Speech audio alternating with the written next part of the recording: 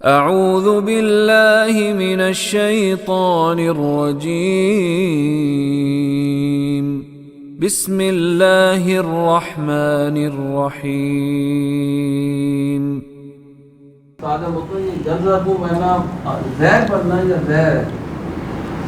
نہیں اصل میں بات ہے ڈسنے کی، فتنہ پروری کرنے کی، اور یہ فتنہ پروری جب کی جاتی ہے اندر جو یہ زہر بھرا جاتا ہے، اس کا پہلا جو اثر ہوتا ہے انسان کا چہرہ سرخ ہوتا ہے، کانوں کی لو گرم ہوتی ہے اور بندہ غصے میں آتا ہے۔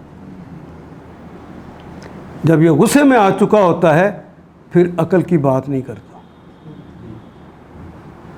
پھر اگلا جملہ جو ہوتا ہے مخالف کے لیے سخت ترین ہوتا ہے، جو کہ عاملات میں وہ شخص نہیں بولتا، وہ جملے پھر منہ سے نکلتے۔ یہ ایک نفسیاتی بیماری ہے جس کا علاج کیا گیا۔ الف لام